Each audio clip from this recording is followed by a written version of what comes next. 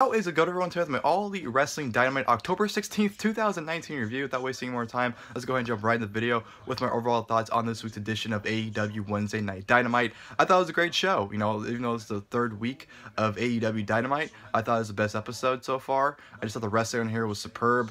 The storyline progression was great as well. I just thought everything about this show was very fun and very great, and I had a ton of fun watching it. So AEW definitely knocked out of the park here tonight, and I had a great time watching it. Of course, before we go into the opening match, we did have a little attack by the Lucha Brothers during SCU's entrance. SCU came out, Lucha Bros came out and attacked them. Pentagon ended up hitting a package pile driver onto Daniels onto the ramp.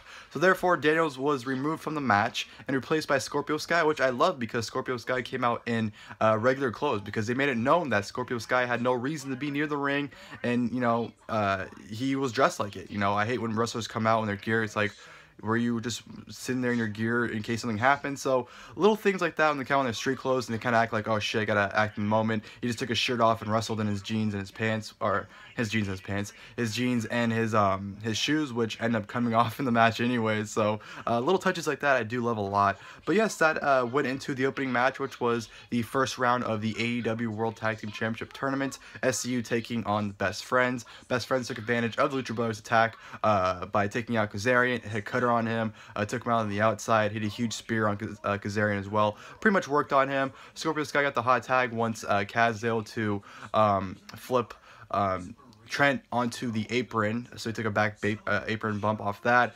Scorpio Sky had an awesome hot tag. He was red hot with the crowd, by the way. The crowd was fantastic, especially for Scorpio Sky. He was absolutely awesome. He made this match. This dude was wrestling with one shoe, and I believe he took his other shoe off, so he had no shoes on. He was just very awesome.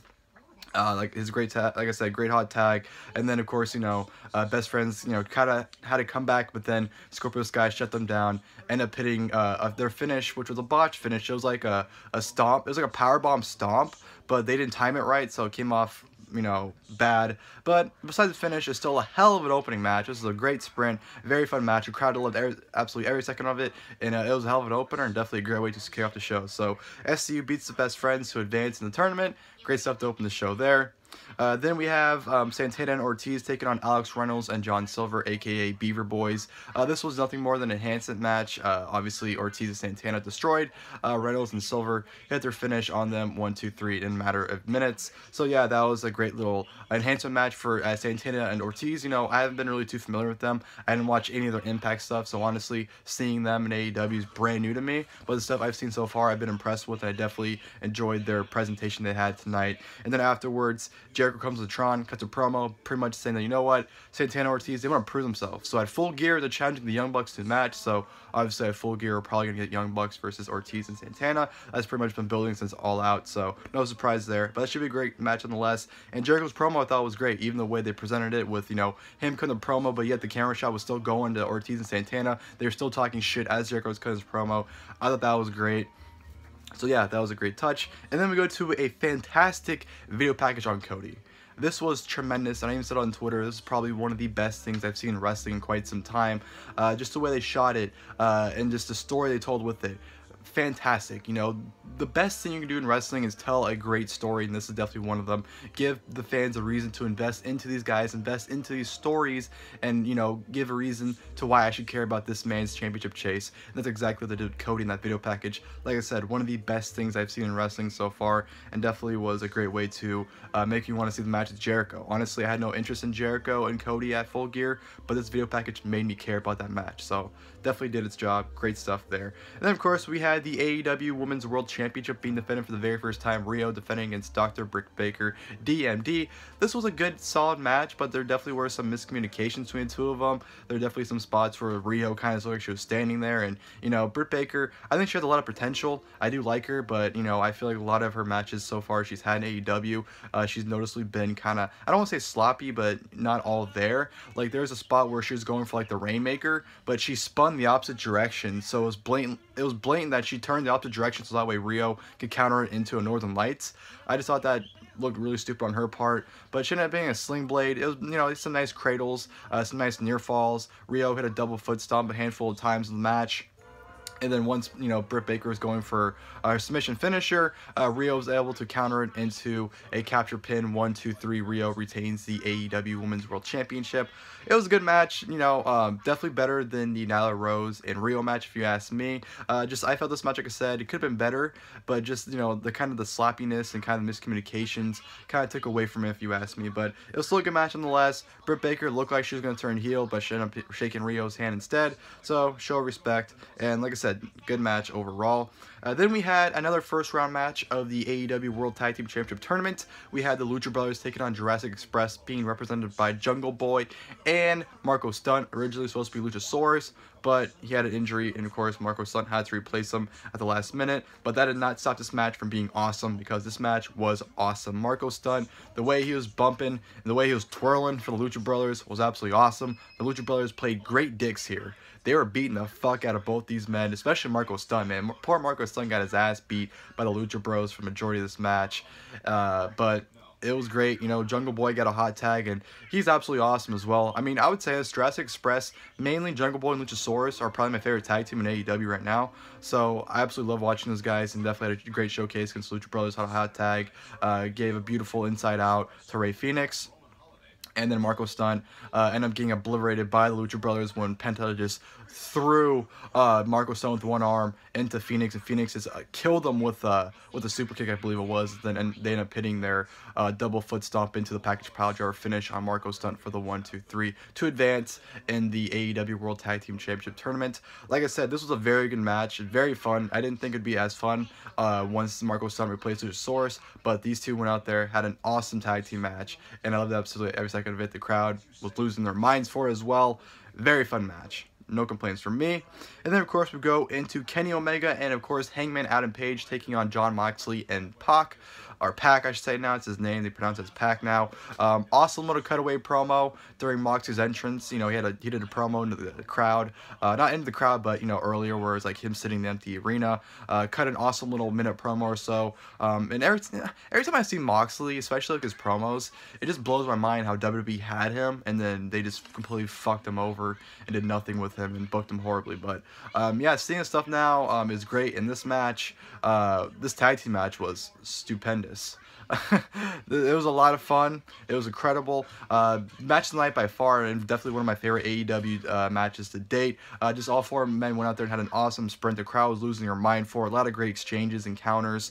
You know, Omega just hitting that leg lariat onto Pac, and Pac hitting an awesome cutter onto Omega. Omega going for a knee, but Moxley just killing him with a lariat instead. Hangman Page did a moonsault into the outside to take everyone out at one point. And then it was just absolute chaos, and you know, I love the way the finish came too, because Moxley had the weapons Omega brought out last week, and he threw them in the ring like, all right, let's do it out. And Pac comes in and throws weapons out and gets in Moxley's face, saying, what the fuck are you thinking? Like, use your goddamn head, you know, don't get DQ'd. And Moxley pretty much gives him the middle finger, says fuck you, and gives him the paradox shift. And a paradigm shift, whatever the hell it's called, Death Rider in New Japan, Dirty Deeds, whatever you want to call it. Gives it the Pac, leaves them hanging high and dry.